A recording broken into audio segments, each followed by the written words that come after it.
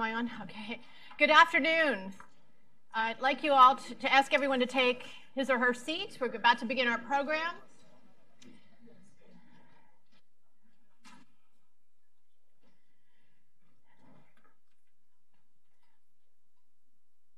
I'd like to welcome everyone. I'm Nina Shea. I direct the Center for Religious Freedom here at the Hudson Institute. And I am also co-chair of the Center's working group on Christians and religious pluralism. And I'm joined by my colleague, Hudson visiting scholar Dr. Elizabeth Prodromou today, who is going to be leading our discussion. It is our deep honor to be welcoming to Hudson Archimandrite Dr. Alexi Chehadeh. He is a priest with the Greek Orthodox Antiochian Church from Damascus, Syria. And he will be enlightening us about the situation throughout the country regarding the humanitarian and development situation. He is the CEO of the church's aid agency called the Department of Ecumenical Relations and Development, and it is a truly unique aid agency operating on the ground locally in Syria, and he'll be talking more about that today. So after the discussion, we will have a Q&A so that you can all participate in the discussion. And we are being live taped, video streamed, and it will be available on the Hudson website starting tomorrow. So please join me in welcoming Father Alexi and Elizabeth.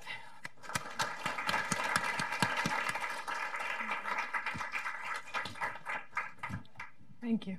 Thank you, Nina, and thank you to the Hudson Institute for having us here today. And thank you, Father Alexi, for your long travel, your long trip, and for being with us today to provide a real granular look at what's happening on the ground, real-time information, what's happening on the ground in Syria in general, and in particular what's happening with the Christian communities in Syria.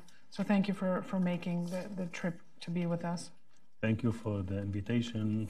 Thank you that you found time to come to this audience, to this meeting. I'm very honored and pleased to be with you today. Thank you. I wonder if we could start out just with you giving us a little bit of a thumbnail sketch about the Christians of Syria, and in particular the Greek Orthodox Patriarchate of Antioch, in the region where Christianity was born. Yours is one of the oldest churches in the region. You're the successor church to that founded by the apostles, Peter and Paul. And I wonder if you could tell us a little bit about the community, and in particular, give us a sense of the organic nature of Orthodox Christians to Syria, to its history, to its cultural fabric, to its social fabric. We hear the term minority often used when we're discussing Christians in the region, and that's a term that maybe numerically helps to describe the Christians of Syria and the greater Middle East, but it also is somewhat misleading. So I wonder if you could tell us a little bit about the Christians of Syria. Thank you very much once again. My name is Father Alexi Chehadeh. I am a priest of the Antiochian Orthodox Church. This is the oldest and first church under the Gentiles according to the Acts of the Apostles. So the first place where the disciples of Christ were called Christians was Antioch. And Antioch nowadays is in Turkey, but this is in the new time. It belonged to Syria, where I'm coming from. Damascus is well known, not only in the Bible, but even for many people interested in different categories of researches in Syria, and where Saul became Paul. It's not far away, the place where Saul was baptized to become Paul. It's in the nearest of the Church of St. Mary. This is a church of the 2nd century. So this church of Antioch, the Patriarchate, where we are operating at the charitable arm of the church, from that street, Saul came down to the house where he was baptized. So this is a holy city, and Syria is really holy because the saints, they died for their witness for Christ, are unaccountable. So Syria is the cradle of Christianity.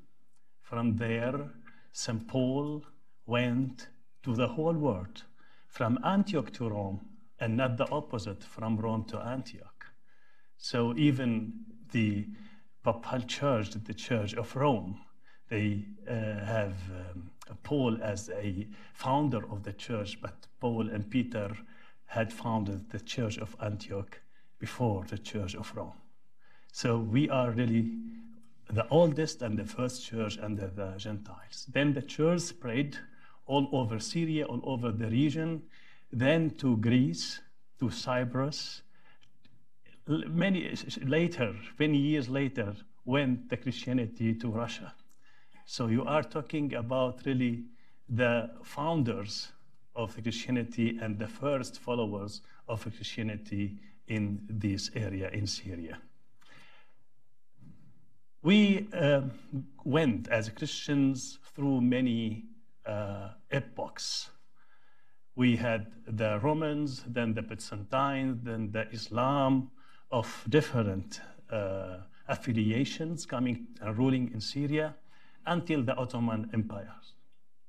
And then in 19, as you all know, 18 was the fall of the Ottoman Empire. And then we had the French mandate in Syria and Lebanon, and then the independency in Syria. It's very important to know that the first parties in Syria, secular parties, were created, established by Christians. Michael Afla, he created the Ba'ath Party. Anton Saadi, he created another party in Lebanon. Syria and Lebanon was one territory at that time. So therefore, Christians and Christianity both have a very rooted historic times in the Middle East, especially in Syria and in Lebanon. Thank you, Father. I asked you to start with history because history matters. And although we're in a town where we oftentimes are looking forward and not thinking about what came before, I think it's really important for us to understand the long, unbroken presence of Christians in Syria. And you mentioned Saul and Paul and where the conversion happened on a place called Straight Street. So for our purposes, we should remember that there's a straight, unbroken line between the presence of Christians in Syria in antiquity and up to today. And one of the things that brings us here today and brings you here is the concern about the sustainability of that community, which has been intrinsic to and organic to Syria. So I wondered, in terms of your work as the director of DIRD, the Department of Ecumenical Relations and Development of the Patriarchate of Antioch, if you could tell us about the mechanics of your work, the scope of your work. We read a lot in the news, for example, about other organizations in Syria that are doing humanitarian and relief work. Recently, we've heard a lot about the White Helmets, for example. But if we were to compare the White Helmets and the small footprint that they have in Syria to the work of DIRD, DIRD's footprint is literally all over Syria, I think, with some exceptions, maybe with Idlib province. So tell us a little bit about the work that you're doing every day to save lives and to help all Syrians. Now I will comment on the expression minority. Okay. I leave it to the second question because now we are perhaps not the so-called majority in the Middle East, like before, at the beginning of Christianity until the 7th century when Islam came to the Middle East. But this is not a measure. The measure is the impact of the church in its society. So Gopadert, the Greek Orthodox Patriarchate of Antioch and all the East, Department of Ecumenical Relations and Development, we are doing, I think, wonderful job in Syria. Let me say this. We agree. We helped last year 2.5 million Muslims and Christians, mostly Muslims. So therefore, we are the yeast of the society and not the minority of the society. We have 22 partners worldwide, in addition to UN agencies operating in Syria, in Damascus. And this is the unique organization having all these partners worldwide. We have no other organization in Syria having 22 partners, helping 2.5 million in a year, and operating all over Syria, beside Idlib, because we still have some insecurity situation there. And in addition to this, we have the trust of all those people. Sometimes they know only me as a person visiting them. So they trust the organization and give us money to help the people all over Syria. We have 1,500 staff members. We have 35 service centers.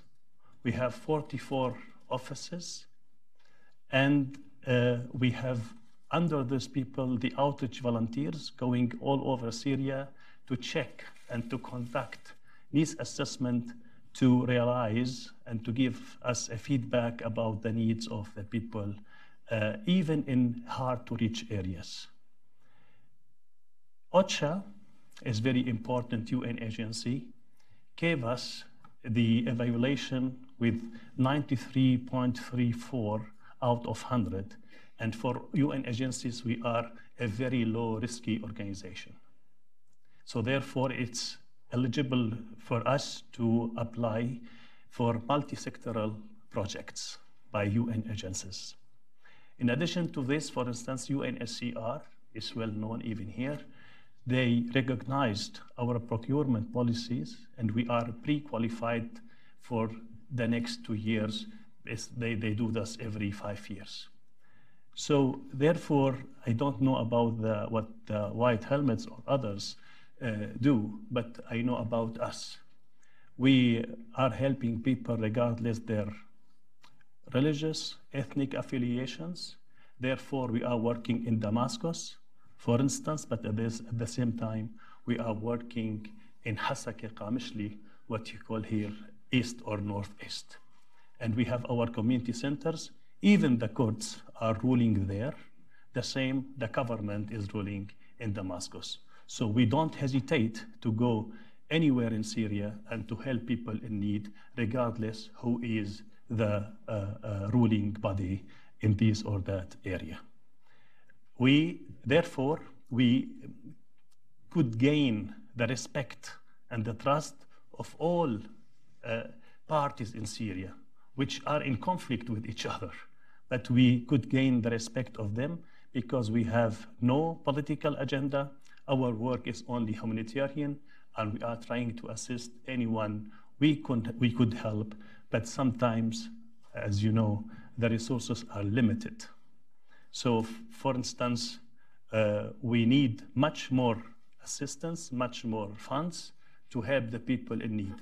And remember, because we are the largest church and the largest organization, people are always knocking on our door because you are the big brother there, and everybody is coming to ask for assistance. We have some other organizations. They are faith-based, but they don't have the capacity we have, and they are not distributed all over Syria, and they don't have the outreach volunteers. So in this term, compared with white hands or other organizations, we are unique in Syria, and this is well known by all organizations we are working with. And as a proof of this, when I took over in the year 2015, October, we had only 3 partners. Now we have 22. So this is a sign that all organizations in UN agencies in Syria and outside Syria, when they come to monitor the work we do, they believe in us, in our work, in the mission of the church, and they are helping us as much as they can. Father, if I could just follow up on this point about the kinds of work you do. I mean, the scope of your work, I think, is quite remarkable. Despite the relatively or comparatively lower profile of DIRD, you don't make the news a lot, but nonetheless, you're literally saving lives. And I understand that you do emergency humanitarian work, you do early recovery work, and then sustainable development work. But I think it would be very interesting, and you spoke about the fact that you minister, you serve people regardless of their confessional or sectarian identity, regardless of their ethnic identity. I think one of the things that's also quite remarkable about what you're doing is the focus on gender work in Syria. That so many households now are women as heads of households. And I wondered if you could tell us about that work that deals with some of the most vulnerable populations, which also will be very important for any hopes of moving forward in a post-conflict sustainable development Syria. Here you can see some brochures of the work we do in Syria, here with the Norwegian Church Aid. This is, for instance, we call this center Baytuna in Arabic, our home. So we give here not only awareness of SGBV, but also we help women with vocational training to have some income for the family. This is one example. We have here with UNSCR even the same.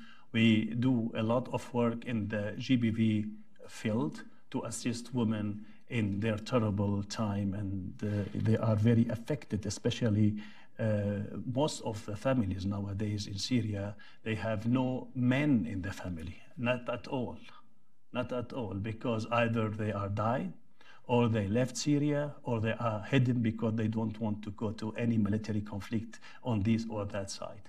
So therefore, women are responsible for everything in the life of the family, to grow up the children and to bring some income for the family, and therefore they need a lot of assistance. So awareness session for women, vocational training, and we had the children the same time with psychosocial support and child protection programs. And this is, for instance, what you can see here with our partner, IOCC. The Helm Center is Dream Center. We have 8 centers of this sort all over Syria. The same with UNICEF. We have here a center for child protection. We have 5 centers, and this is all our programs. All this you can find on our website, www.gopadar.org. The page is the first and unique one worldwide. It's in 7 languages. So you can read everything, especially in English. So under publications, you can find all these brochures if you are interested on knowing more about our work in Syria. So it's very important nowadays to work together and to assist women in their needs. We give them SGBV, as I said, awareness, how they can deal with such situations. We have the case management, and we have case managers. So for special cases, we have for them mental health also, and we have some other services for them to assist them to overcome the difficult time they are living in. So this is very important for you here to assist us in this term, to give women more chance to survive. Because here is easy said that a woman is in difficulties. But when you go to the center and see the women, and I visited all governorates in Syria, from the northeast, Hasaki, Qamishti, Deir el-Zor, Raqqa, until the south, Suwaida and Dar'a, during all over Syria and all governorates. And I see by myself how people in need are and how much we have to do for them. Sitting somewhere behind the desk and telling the people what to do is very easy. Theoretically, it's very easy.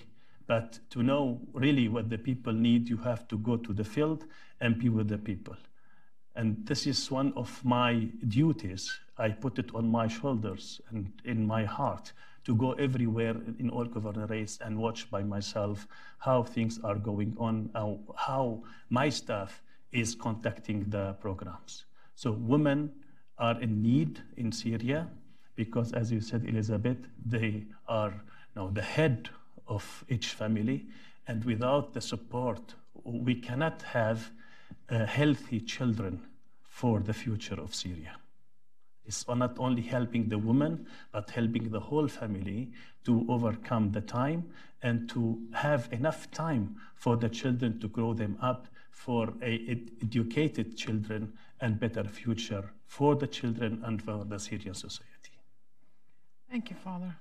I wondered if I could shift us a little bit now from people to structures, but those are intrinsically connected, particularly when it comes to the survival and the healthfulness of Christians in Syria, but more generally of all communities. We hear, of course, about the enormous numbers of refugees and IDPs that have been the consequence of the war in Syria now in its 7th year. We've heard, however, less about the physical destruction. We know about the destruction of infrastructure, but we've heard less about the physical destruction of the cultural and religious heritage sites that are part of that long, unbroken history of the presence of Christians in Syria. In 2013, in the news for a while was the case of Malula, the destruction of a town that's, I think, northeast of Damascus, and the attacks on the monastery of St. Thecla and the associated monastery of St. John the Baptist. Those were World Heritage Sites. They are part of the Syrian Orthodox Christian community, but they are a heritage and to the world. We've heard recently about the attacks on Palmyra and the attacks on the antiquities there. Can you tell us a little bit about what's happened to the cultural and religious heritage sites and why it's important to actually map, rebuild, and use those sites? What is the connection between the sites and people? And here I'm talking about churches, monasteries, but also museums, libraries, even cemeteries, things that help us remember and never forget that there have been Christians in Syria, and hopefully there always will be. In Arabic, we say this war destroyed al-hajar wal-bashar, stones and humans. And if you see IDPs or refugees in Syria or going out of Syria, this is a sign that everything is destroyed in the area. So people, if they would have a small hope that things will not be destroyed that much, they will stay and defend themselves being there. This happened, for instance, in Mharde. Mharde is an Orthodox Christian town, so people decided not to leave, although they were attacked several times from ISIS and Nusra front, but they insisted to remain in Mharde and they defended themselves, so the church there was not destroyed. But in other towns of Syria and other governorates, when you now consider rural Damascus, East Ghouta, for instance, rehabilitated newly. So you can see the damages of the churches there. We have 2 towns in Harasta and Arbin. We have nothing there left. So therefore, we have to start from the beginning.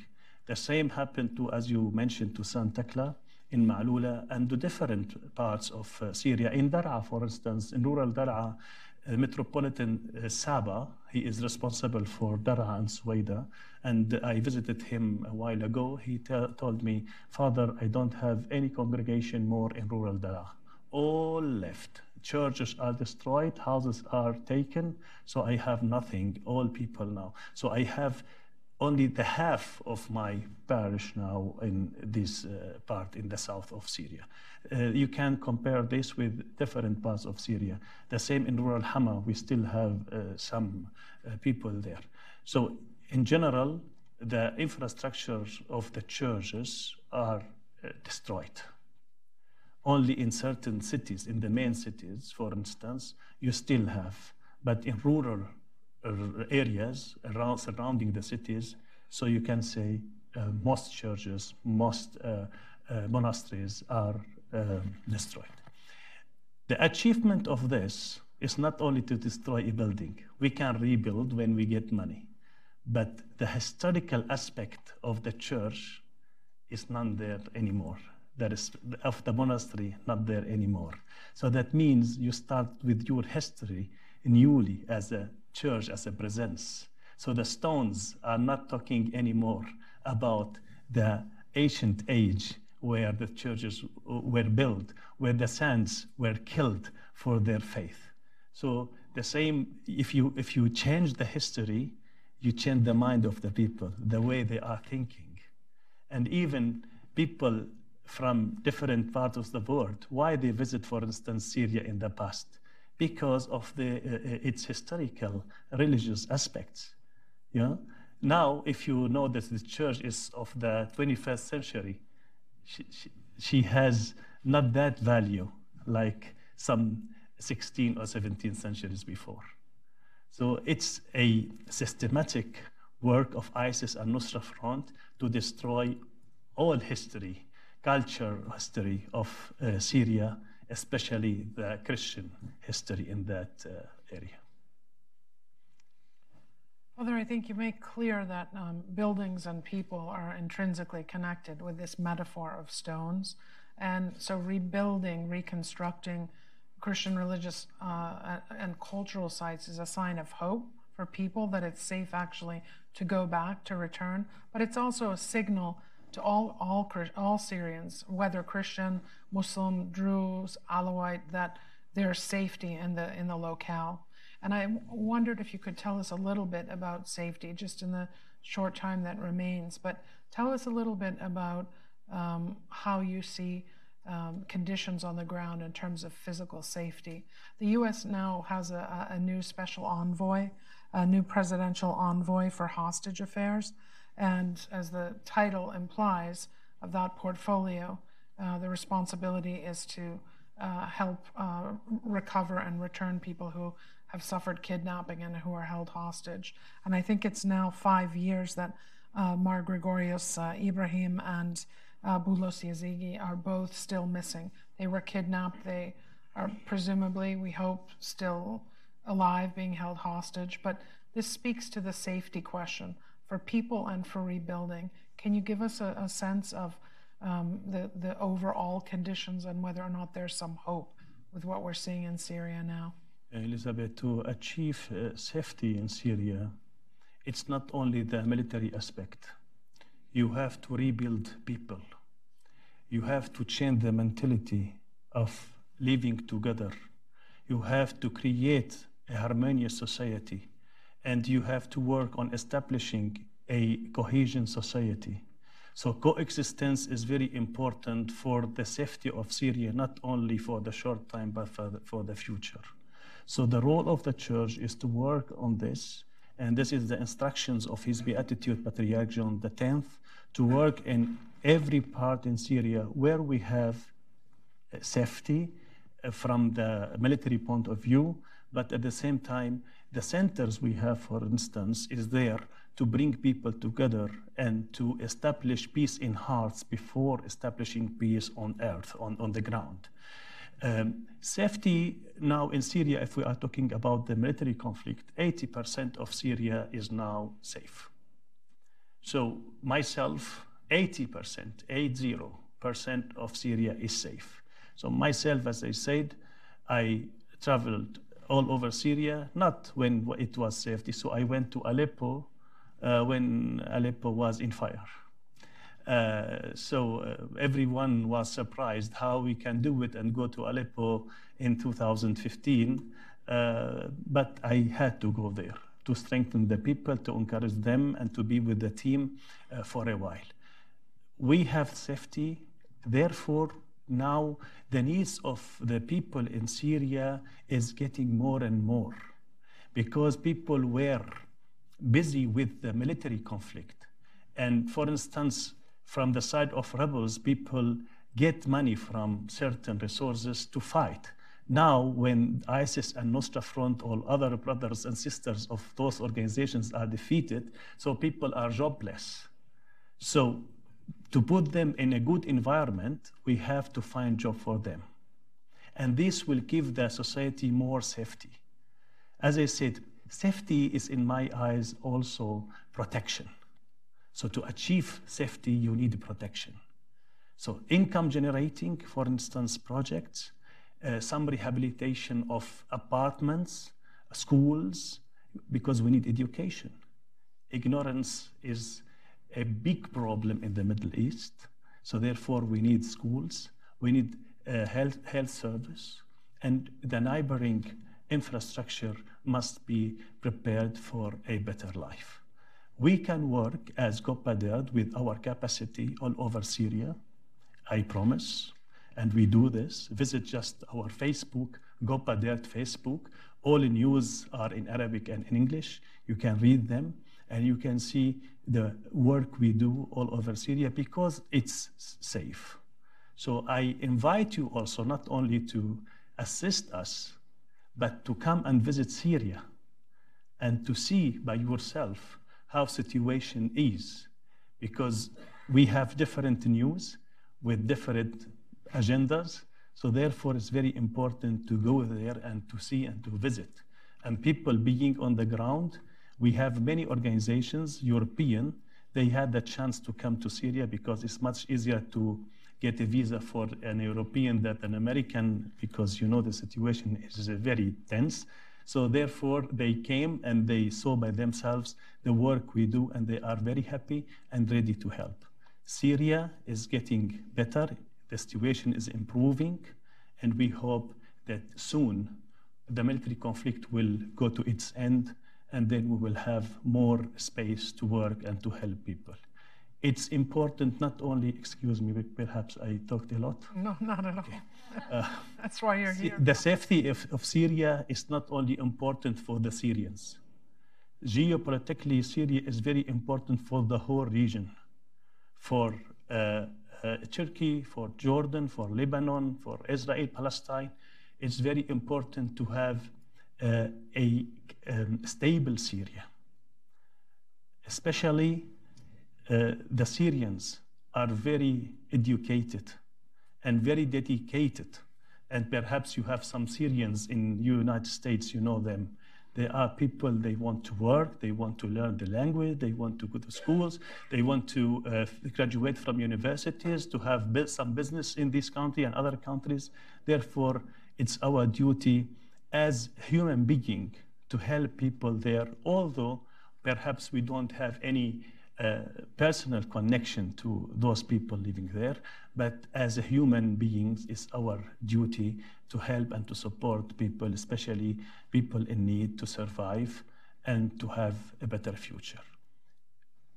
Important is to talk about the returnees. I don't know if we have time. Sure, let's. The returnees, as I said, because of the safety of Syria, now we have the IDPs, internally displaced people, they are coming back to their towns, the original one.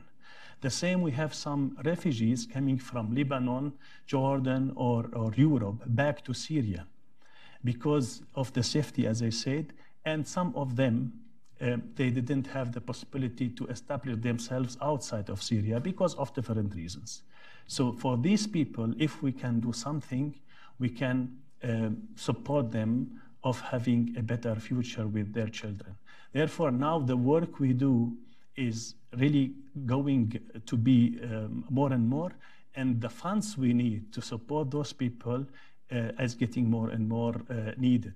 Otherwise, we will again have a problem, but this time not military conflict. We will have a social conflict.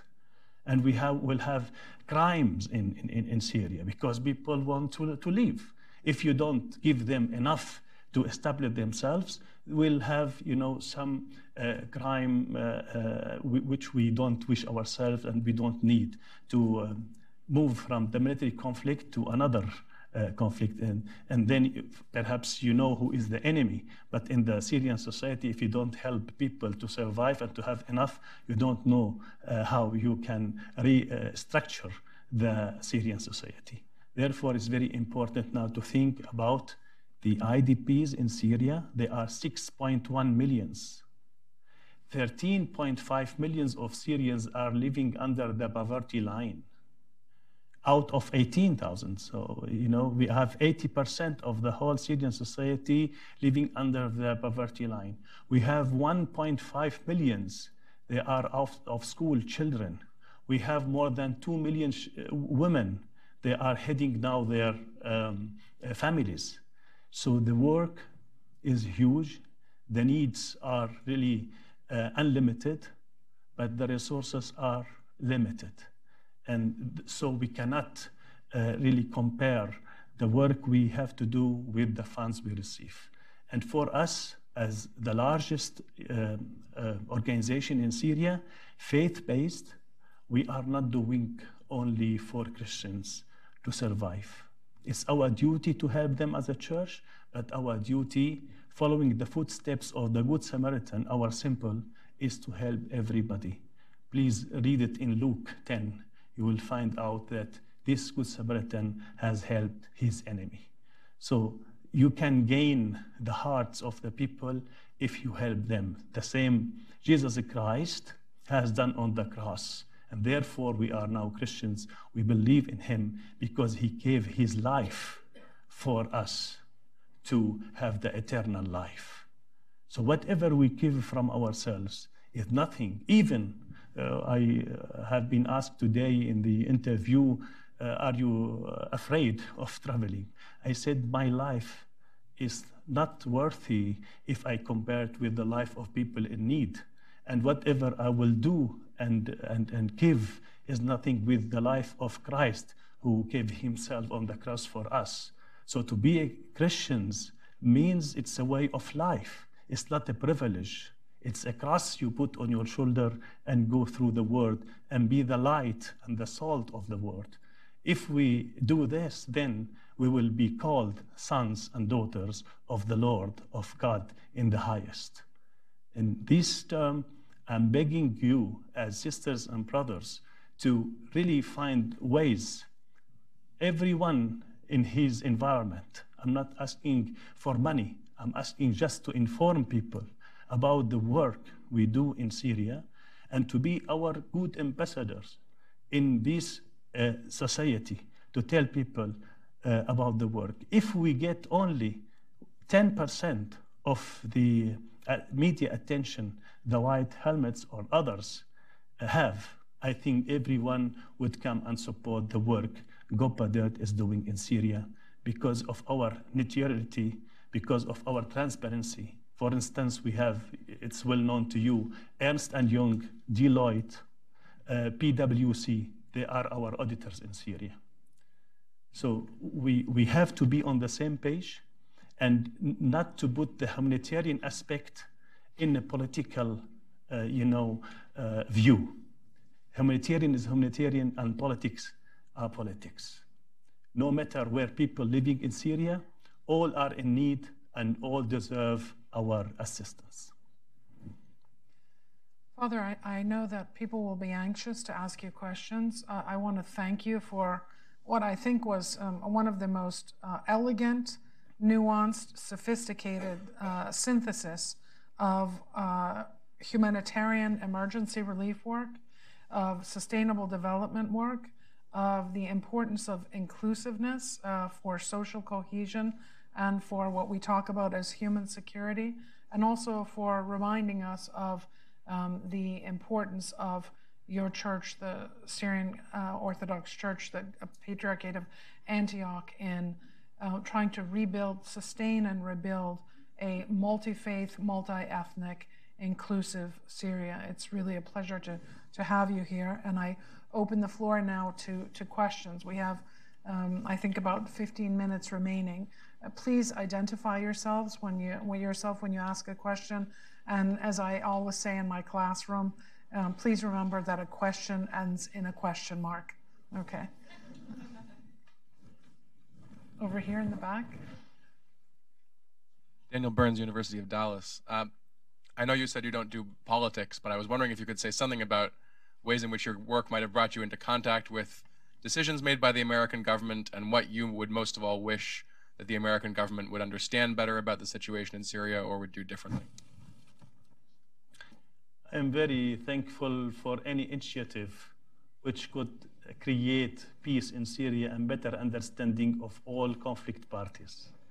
So as I said, anyone in his environment, what is possible to do to stop the war in Syria and to think about peace and political solution for Syria, I will be more than grateful.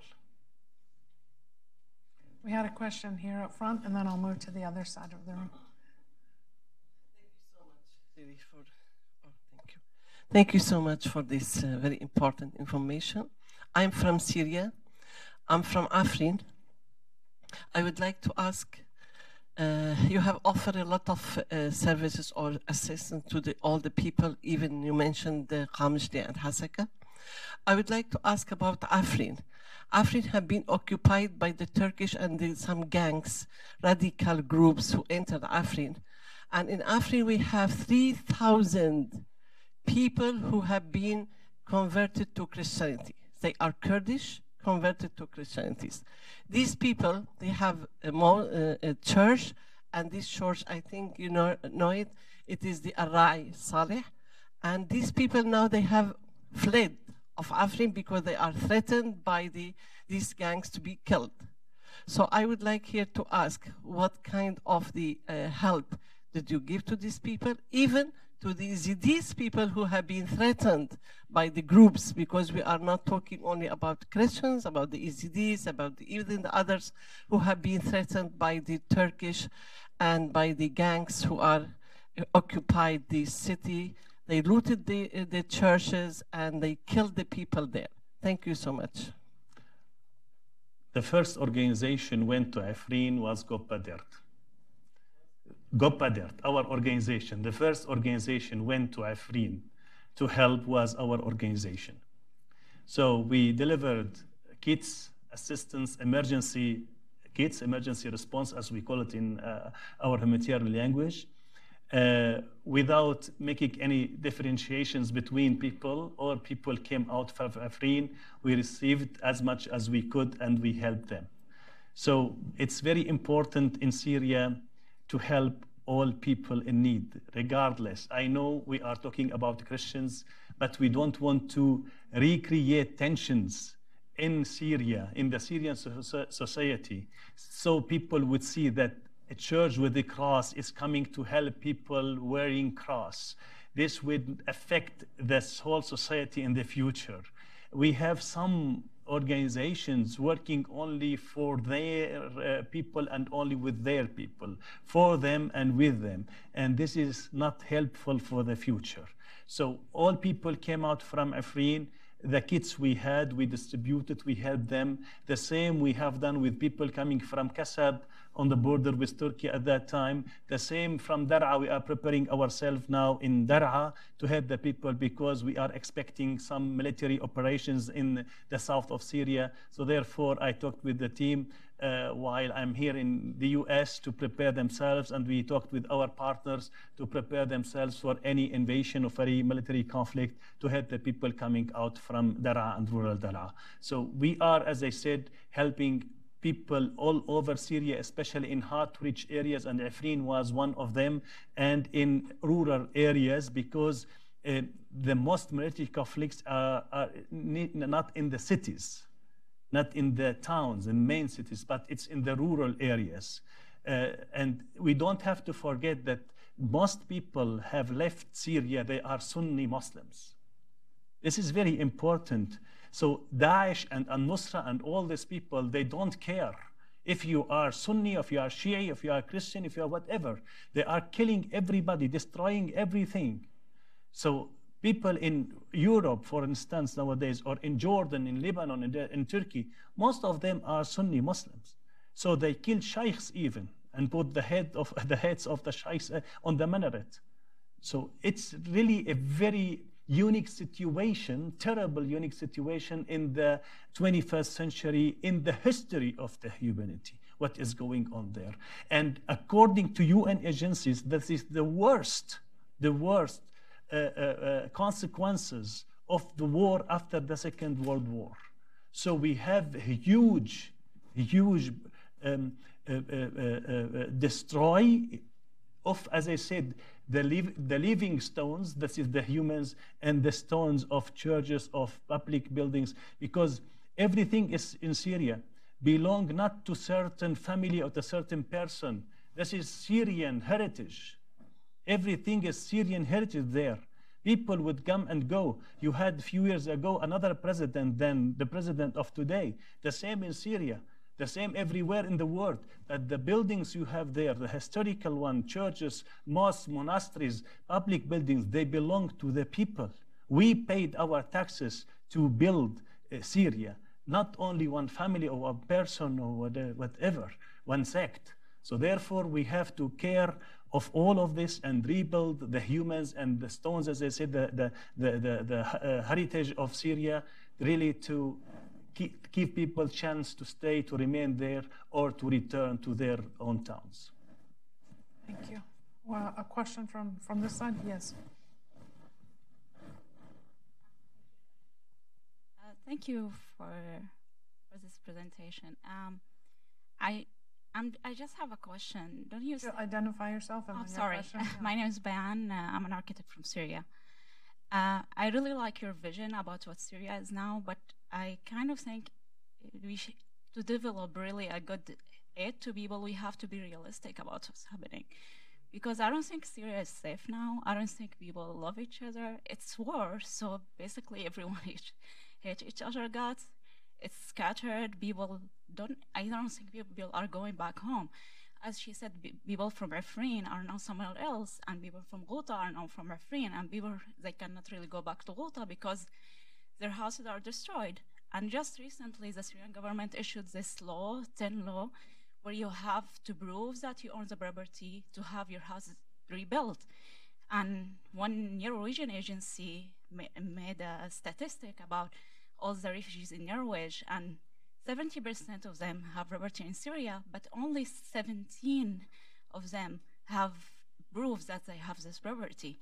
So even the law is now about reconstruction is kind of unfair.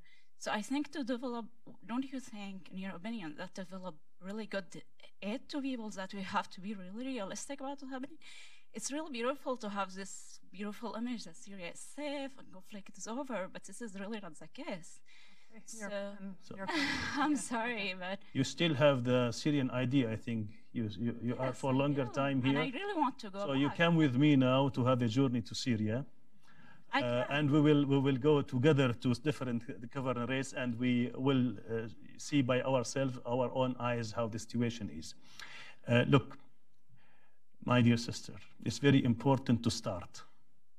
Just to sit somewhere and to blame the whole world.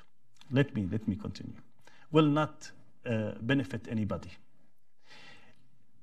Talking about the military conflict in most Syrian territory is finished. If we are talking about safety of Syria, as I said, from this aspect, the aspect of military conflict is finished. It's not my statement. Go into internet and see all statements of European and Americans. We still have some areas in Syria, especially rural areas, where we have the military conflict. This is one thing. Second, people love or don't love each other. We cannot sit here and say it from far. We have to go back and to see people on the ground, how they help each other. I visited Ain Terma. You know Ain Terma in East Ghouta? I just visited last week with the Norwegian Church Aid and Hex from Switzerland.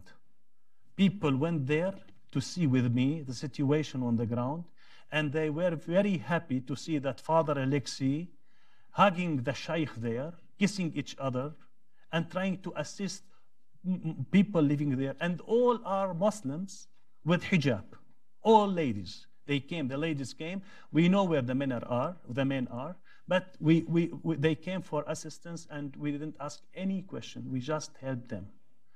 When you help, and remember, are you Christian? No. I'm asking only because we have the parable of the lost son in the Bible, the parable of the lost son.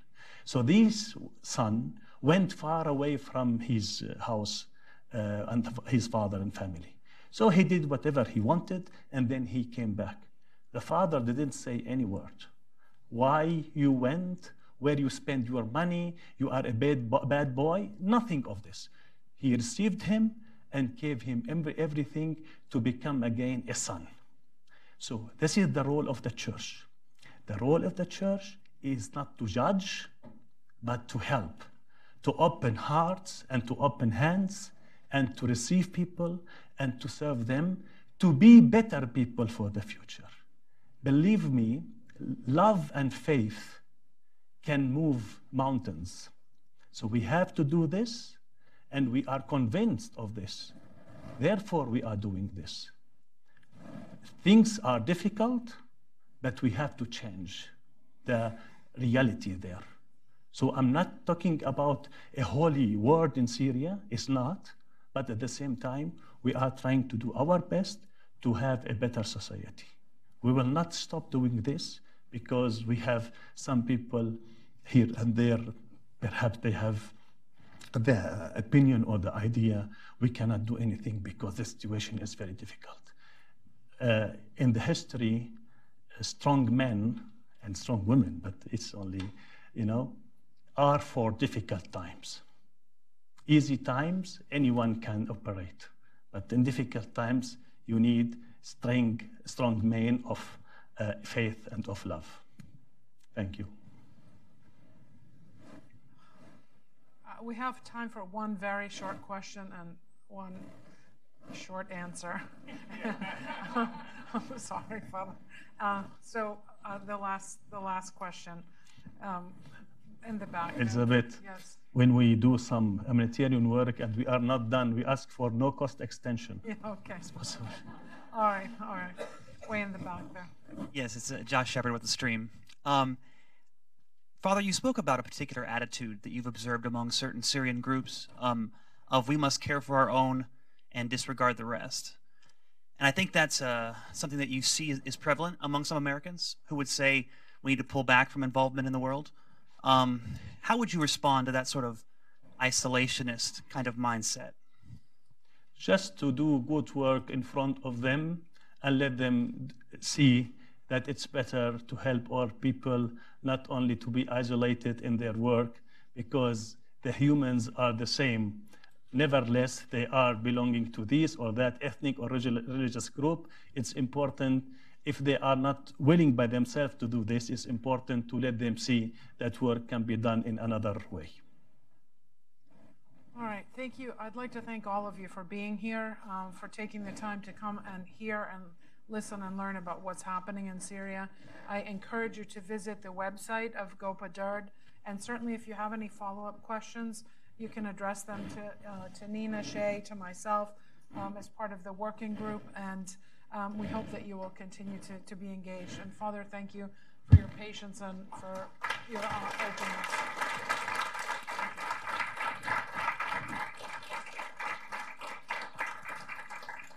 Yeah, Father came from Damascus, so please keep him in your thoughts and prayers as he returns there.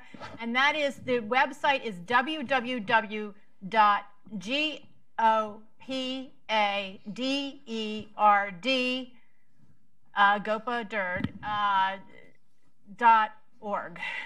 So you'll find all the information. This is the gopaderd.org. www.gopaderd.org. As I said, it's in 7 languages, and you can follow our Facebook, Gopa Derd Facebook, and you can like our Facebook site so you can be informed every time when we have some activities. Just in the evening when you don't have anything important to do, check the site. And for people having Samsung Android, you can download the page. So if we have Gopa Derd application, you can download the application. Thank you. Thank you very much. Thank you.